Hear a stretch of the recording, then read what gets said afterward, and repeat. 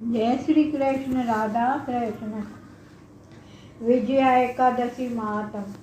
धर्मराज युधिष्ठिर बोले कि हे जनार्दन, फाल्गुन माह की कृष्ण पक्ष की एकादशी का क्या नाम है, सो कृपा करके कहिए। श्री कृष्ण भगवान बोले, हे राजा राजेश्वर, फाल्गुन माह की कृष्ण पक्ष की एकादशी का नाम विजय है। उसके व्रत के प्रभाव से मनुष्य को विजय मिलती है।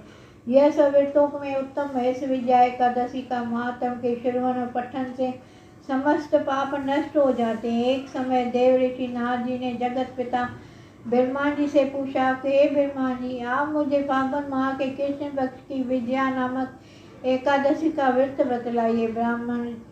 ब्रह्मा जी बोले कि हे नारद, विजया एकादशी का व्रत प्राचीन तथा नए पापों को नष्ट करने वाला है। इस विजया एकादशी को विधि मैंने आज तक किसी से भी नहीं कही है। यह समस्त मनुष्यों को विजय प्रदान करती है।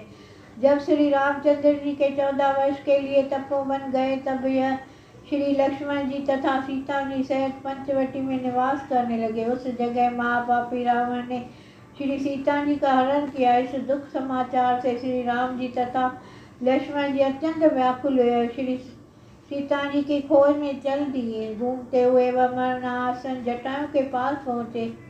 जटायु भी अपनी समस्त कथा सुनाकर स्वलोक को चला गया। कुछ आगे चलकर उनको सुग्रीव के साथ मित्रता हो गई और बाली का वध किया। हनुमान जी ने लंका में जाकर सीता जी का पता लगाया। श्री रामचंद्र जी तथा सुग्रीव की मित्रता का वर्णन किया। वहाँ से लौटकर अवश्य ही विजयी होंगे। वहाँ से लौटकर हनुमान जी श्री रामचंद्र जी के पास आए और सारा समाचार कह सुनाया। श्री रामचंद्र जी ने सुग्रीव की संपत्ति से वानरों बालुओं की सेना सहित लंका को प्रस्थान किया। जब श्री रामचंद्र जी समुद्र के किनारे पहुंचे, तब उन्होंने महागध मगरमच्छ से युक्त समुद्र को देखकर श्री लक्ष्मी जी से कहा कि हे लक्ष्मण, इस महानगर मगरमच्छ को युक्त समुद्र को हम किस प्रकार पार करेंगे।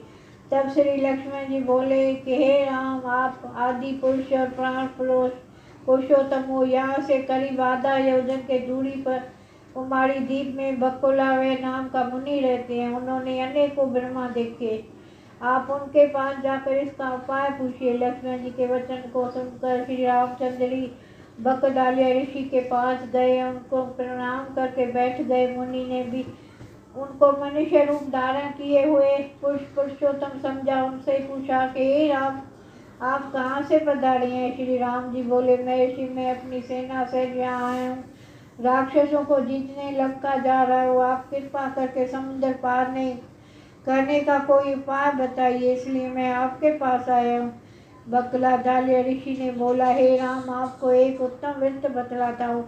फाल्गुन माह के कृष्ण पक्ष की विजया एकादशी को व्रत करने से तुम समुद्र पे अवश्य ही पार होगे, तुम्हारी विजय होगी। हे राम, इस व्रत की विधि यह है कि दशमी के दिन स्वर्ण, चांदी, तांबे या मिट्टी का किसी का भी एक घड़ा बनाए। उस घड़े में जल भरकर रखकर उस पर पंच पल्लव रखकर वेदिका पर स्थापित करें। उस घड़े के नीचे 7 अनार मिले हुए और ऊपर 9 जौ रखें। उस पर श्री नारायण जी भगवान की स्वर्ण प्रतिमा स्थापित करें। एकादशी के दिन स्नान आदि से नित्य कर्म से निवृत्त होकर धूप दीप नैवेद्य और नारियल आदि से भगवान की पूजा करें। उस समस्त दिन को भक्ति पूर्वक घड़े के सामने व्यतीत करें और रात्रि को भी उसी तरह रहकर जागरण करना चाहिए। द्वादशी के दिन नदी या तालाब के किनारे स्नान आदि से निवृत्त होकर उस घड़े को ब्राह्मण को दे देना। हे राम, यदि तुम इस व्रत को सेनापतियों के साथ करोगे तो अवश्य ही विजयी होगे। श्री रामचंद्र जी ने मुनि के आज्ञा अनुसार विधि पूर्व विजया एकादशी का व्रत किया और उसके प्रभाव से दैत्यों के ऊपर विजय पाई।